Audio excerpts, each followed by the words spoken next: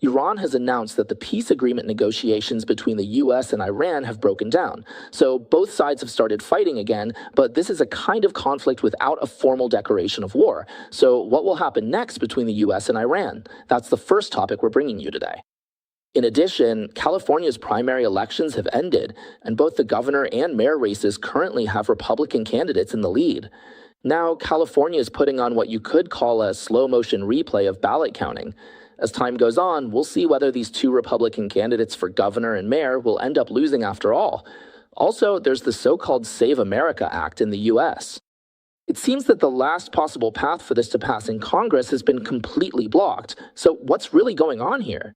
Coincidentally, while the US is facing all these election issues, South Korea is also holding local elections.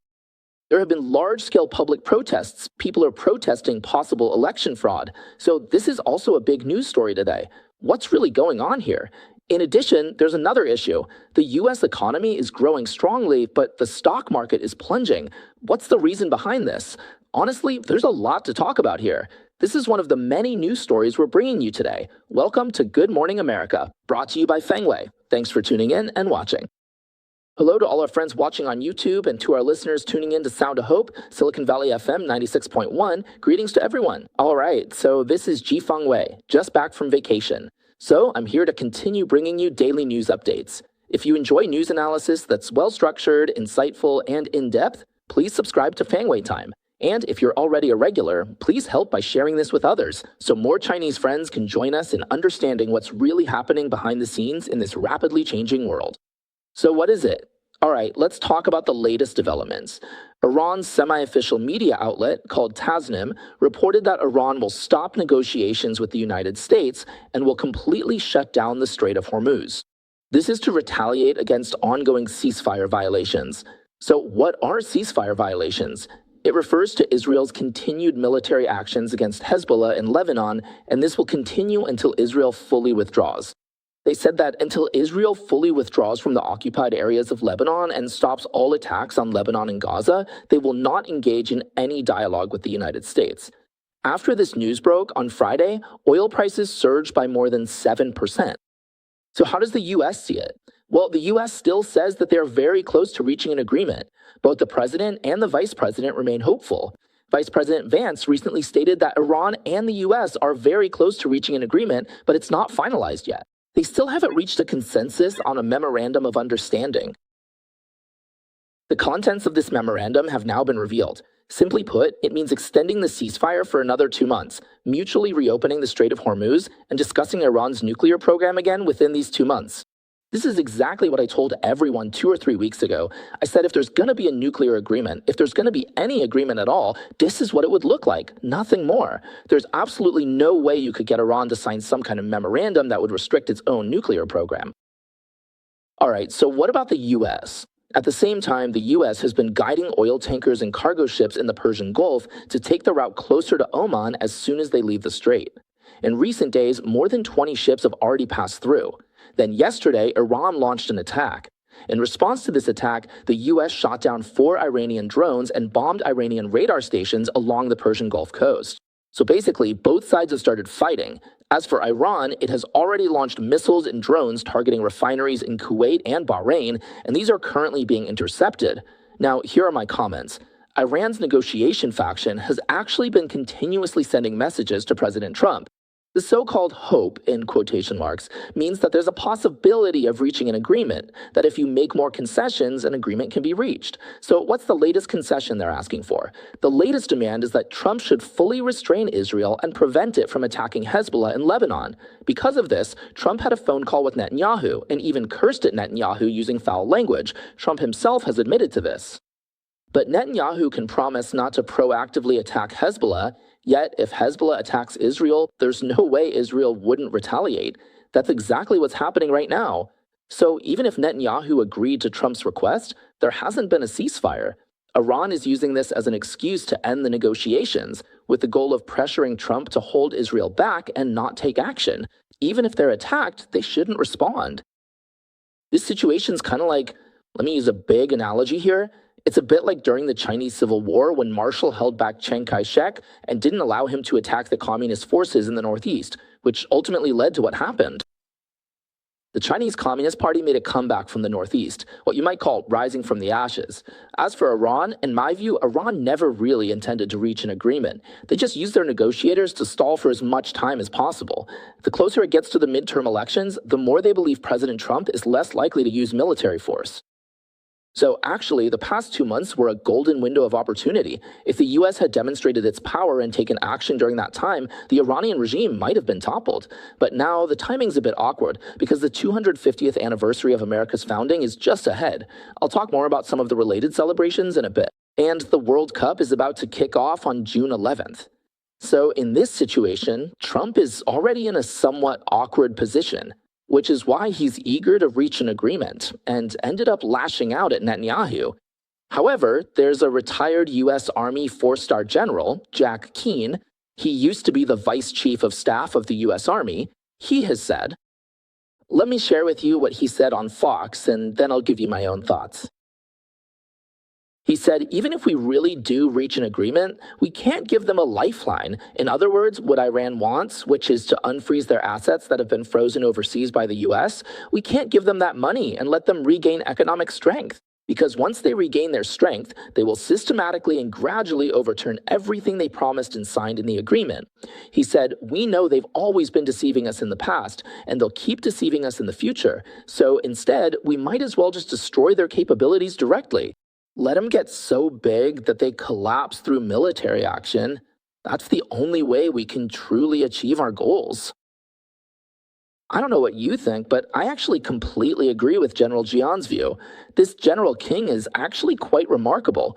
Not only was he formerly the acting chief of staff of the army, but the idea to counter Iran by blocking the Strait of Hormuz was also his. President Trump also adopted it. So if I'm just speculating here, if Iran is able to successfully lure, if President Trump manages to restrain Israel from taking action, from attacking Hezbollah and saving its close ally, then Iran's negotiators will definitely say, as long as you unfreeze our overseas assets, we can persuade the hardliners and we can sign a peace agreement. If you think $24 billion is too much, then make it $12 billion. If even $12 billion is too much, then $2 or $6 billion will do. In short, as long as you agree to just a little bit, we'll sign. But in the end, once they get the money, they'll still tear up the agreement and start developing nuclear weapons again. So this is Iran for you. This kind of evil regime is setting a trap for Trump. Let's see if Trump will fall into the trap that Iran is currently setting for him. So that's my current take on the situation in Iran. Yeah, right? What do you think? The world is incredibly complicated. But on the Iran issue, either don't do it or see it through to the end. Now for the California primary situation. So here's the situation. They've been counting votes for 3.5 days now. And what's the result? For the governor's race, they've counted 65% of the votes. After 3.5 days, only 65%. And this Democrat, Becerra, has 126.7. With 26.7%, he has overtaken the previous frontrunner, Steve Hilton, who now has 26.4%. And as for third place, this Tom Steyer is in third with 21.2%. So in other words, the first ticket to the runoff has been claimed. Mainstream media have announced that with over 1.3 million votes secured. But as for the second spot, it's still undecided. Let me make a prediction here. Tom Steyer is likely to keep climbing, and in the end, Hilton might not be out of the running either. Honestly, this is something that's really hard to call. As for the Los Angeles market, they've now counted 71% of the votes. As you all know, when I did the show for you yesterday, they had counted 70% of the votes. Now it's at 71%. So in 24 hours, they've only counted 1% more. What are they even doing? As for the current mayor, Karen Bass, she's holding a steady lead.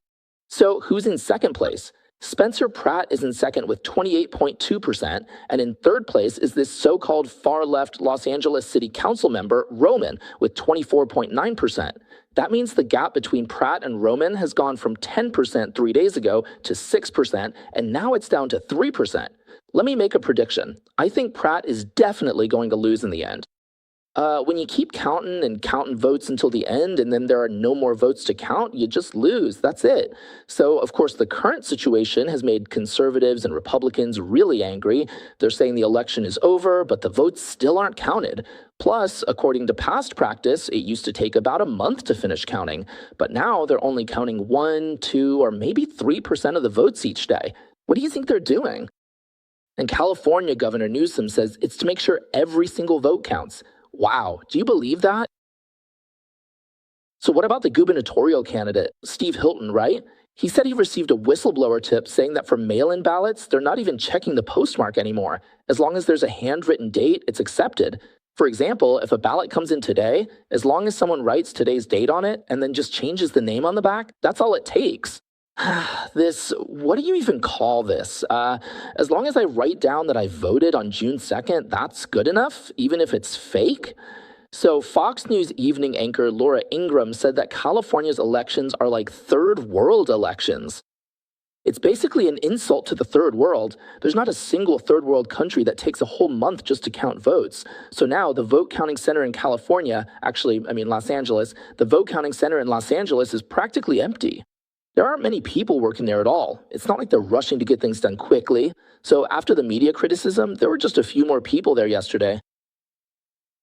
So let me ask everyone again, do you think there are problems with California's voting machines or not? Why don't we do our own poll and see what everyone thinks about this? Let's take a look at everyone's opinions. At the same time, the Save America Act, which is meant to address these suspicions in California, like requiring ID checks and proof of citizenship during elections, suffered a major setback in the Senate. Pretty much the last possible path forward has been blocked. How should we talk about this? So let's talk about this first. The Save America Act has already passed in the House. So how can it pass in the Senate? First of all, the Republican Party needs to have 51 votes. Or, to be more precise, 50 votes would be enough because the vice president can cast the tie-breaking vote to break the deadlock, right? So since the Republicans have 53 senators, they can afford to lose up to 3 votes, at most 3. But first, they need to secure those 50 votes. Next, they also have to overcome the filibuster, because the Democrats will definitely use the filibuster to block them. In other words, you still need to get 10 votes from the other side. If you lose 3 of your own, you still need to get 10 more. So how likely is that? Pretty much 0. The second option then, what's the other way? That would be to get rid of the filibuster, which is actually simple. As long as you have 50 votes plus the vice president, you can abolish the filibuster with 50 votes. But Thune, the majority leader, said nobody would do that. You can't get 50 votes for it. All right, not abolishing it is fine too. Not abolishing it is also an option. Then we just tough it out and go straight to the floor, to the chamber, and debate. We could debate for 3 months, let the Democrats use up all their speaking opportunities, and maybe we could push through that way. But for that, you need a commanding general, Thune, to lead for those 3 months. But Thune said he won't do it. He didn't say it outright, but basically, his actions make it clear he's not going to do it. So that path is also a dead end. So the only option left is that every year there's a reconciliation bill that can pass with a simple majority of 51 votes. So that's once a year. So what happened the night before last? Well, Senator Graham from South Carolina proposed tying the Save America Act to this year's reconciliation bill that needs to be passed. So in this way, it could pass with a simple majority, and there would be no need to deal with the filibuster. That was the vote from yesterday, or actually the night before last. The result was 48 to 52. What does that mean? The Republicans not only needed 50 votes, right? They didn't even get 50 votes. They only got 48, so it was blocked at 48. The vote was 48 to 52, with 4 Republicans voting against it. One of them was Tom Tillis from North Carolina, who had previously voted in favor of impeaching Trump. This time, since it's his turn for re-election, he didn't even bother to run. He just dropped out automatically. Then there's McConnell, who also voted against it. Another one is from Alaska. The fourth is Susan Collins from Maine. In short, with those 4 dropping out, of course, it was immediately a lost cause. So what does this tell us about the current situation? The Republican Party is divided internally. There's actually a lack of unity. The 2 parties are basically split 50-50, you could say. The 2 parties are evenly matched, about 50-50, and if within the Republican Party's 50 or 53 votes there are still different factions, then of course the bill just can't get passed. So this time, the Safe America Act is basically about elections. It requires checking IDs, right? Checking identification cards. And on this point, 80% of voters actually support it, yet it still couldn't pass in the Senate. It's just like I mentioned earlier, no matter which way you go, the bill can't get through. But this is something that 80% of voters are aware of. So this situation is as bizarre as elections in California. In California, after the election, even 3 or 4 days later, they still can't finish counting the votes. You might also ask, how is it possible that this bill can't pass in the Senate? How do they face the voters? But that's just how it is. It simply can't pass. So, really, requiring an ID to vote, no matter how you look at it, that's just common sense in America. It really should be able to pass, but how it could actually get through, nobody knows. That's just the current situation in the US. Of course, as for this bill, the Save America Act, has it died in the Senate yet? No, it hasn't. It's not dead yet. They just made another amendment to it. That is to say, Lindsey Graham tried to tie this bill into the reconciliation bill, but that attempt failed, with a vote of 48 to 52. However, at the same time, the bill itself is still being amended. The latest news is that Senator Susan Collins from Maine is negotiating with Senator Mike Lee from Utah, who has been pushing hard for the passage of the Save America Act. So what are they negotiating about? Susan Collins says, you're being too strict right now. For voter registration, you want to check citizenship, but for voting, just checking an ID should be enough, right? There's no need to make it so strict. Honestly, I'm wondering, what is she thinking? If you can show proof of citizenship when registering, why can't you show proof of citizenship when voting? What's the point of bargaining with Mike Lee over this? What does it really mean? Honestly, it's just political compromise because she's from Maine. Maine is a blue state, so she has to cater to her own voters, which is why she brings up these conditions. And Mike Lee probably thinks, all right, fine, it's not a big deal. I need your vote, so I'll agree to it. So I agreed with her. Okay, when registering, you have to show proof of citizenship, but when voting, just showing an ID is enough. Because of this compromise, Susan Collins said, all right, then I'll support your amendment. So at least as of today, it's 50-50. So with this amendment, the bill itself is now at 50-50. With Vance's vote added in, that makes 51. So at least for now, the Republicans themselves have 51 votes, but they're still facing the problem of not being able to get past the filibuster and also not wanting to abolish the filibuster. So what happens next? Things still aren't looking optimistic right now. Still not looking optimistic. Okay, another battleground is the judicial investigation into the California election itself. The top federal prosecutor in Los Angeles, his name is... So he has made investigating the integrity of California's elections his top priority, and has highlighted the lack of voter ID requirements for universal mail-in ballots as an issue. He has identified this as a serious structural loophole that could potentially facilitate fraud and has already launched multiple election fraud investigations in California. Yesterday morning, he sent a federal assistant U.S. attorney named Robert Runner to the Los Angeles County Ballot Center located in the City of Industry, Los Angeles County, to be on site and observe what was happening and investigate the situation firsthand.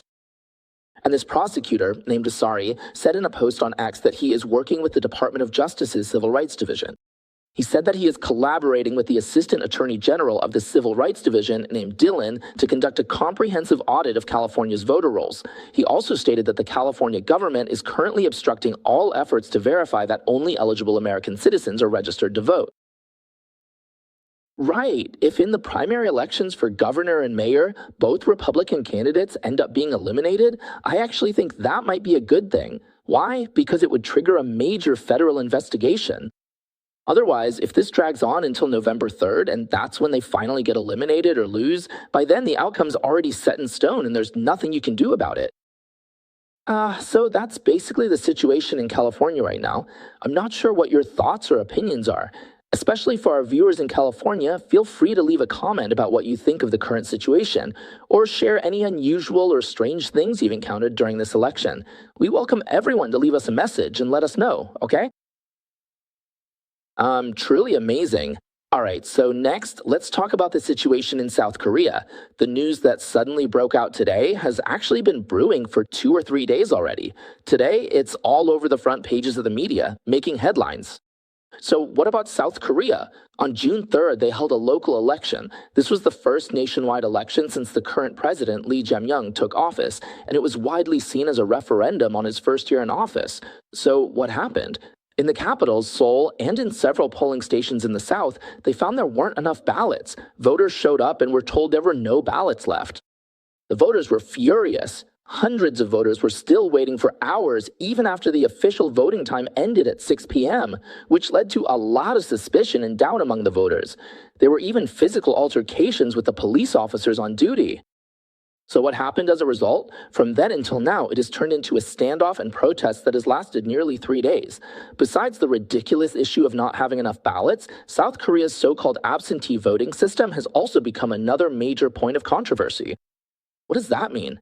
According to South Korea's current system, as long as a foreigner obtains permanent residency and has lived there for 3 years, they can vote directly in local elections. Among these foreign voters who have the right to vote, people of Chinese nationality make up a significant proportion. So, critics believe that South Korea is very similar to the United States in this regard. Its People Power Party and, Yes, the Democratic Party are also pretty much neck and neck with a very delicate balance. In many local districts, the outcome is decided by just a few hundred votes. In these grassroots districts, having hundreds of thousands of Chinese voters could become a decisive force that sways the local political landscape. So this kind of absurd situation where foreigners or Chinese people end up deciding the political direction of the enemy has sparked a strong backlash within South Korea, with many feeling like they're letting the wolf into the house. In addition, some South Korean citizens have cited revelations from international human rights organizations, saying that during Moon Jae-in's administration, the previous president from the Democratic Party, he tacitly allowed the Chinese Communist government to set up a secret foreign police station in a Chinese restaurant in Seoul's Gangnam district. They fear if things escalate, the CCP might send more secret police into South Korea. Whether they'll help Lee Jae-myung is now a major question. Online footage claims some Korean officers are actually CCP agents, though this remains unverified. So I'll be keeping an eye out for evidence on this. If I find any, I'll let everyone know. For now, though, it's just some posts circulating online. These posts also claim that the Chinese Communist Party is trying to turn South Korea into another Hong Kong. The biggest force among the conservatives, which is the main opposition party, the People Power Party, not the Grand National Party, but the People Power Party, has now stepped in and officially demanded that the election be postponed and is calling for an immediate halt to the vote counting. As for the riot police, they cleared out a polling station in Seoul that had been surrounded by citizens for nearly 2 days, which sparked public outrage. The chairman of South Korea's National Election Commission came forward yesterday, June 5th, to apologize and resign. The Election Commission also admitted to management failures and has launched an investigation.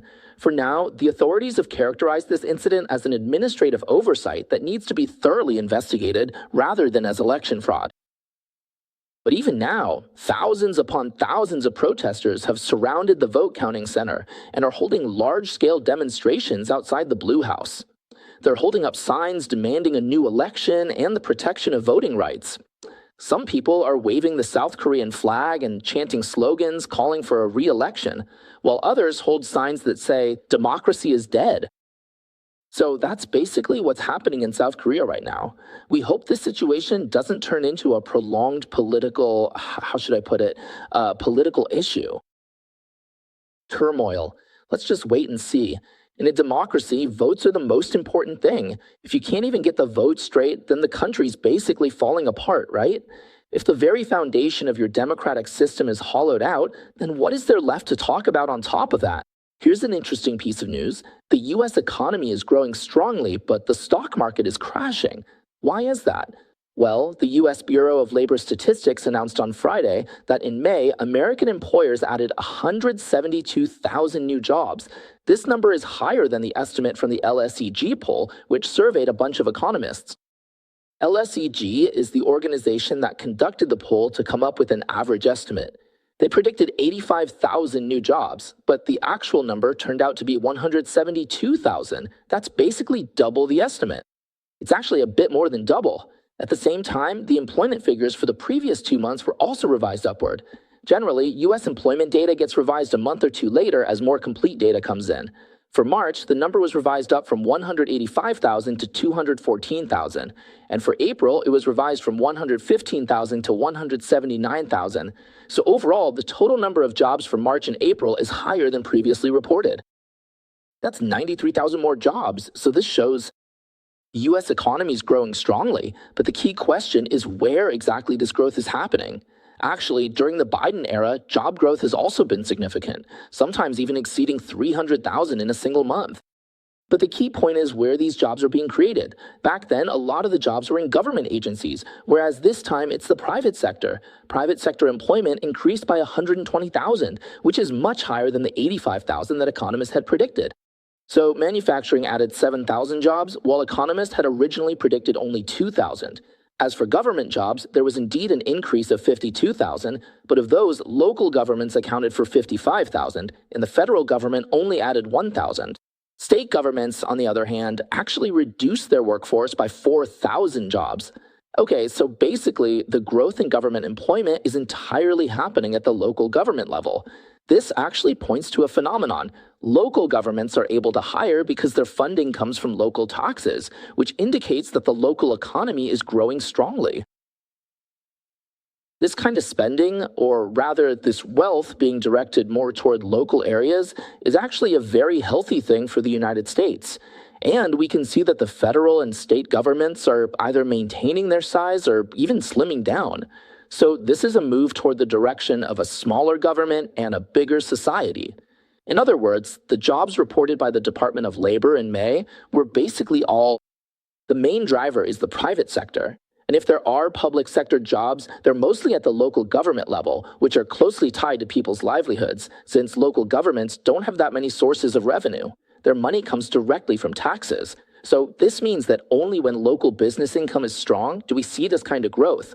In other words, you could say that this time, the growth in jobs and the economy in the US is lean meat, not fat. It's solid, not bloated.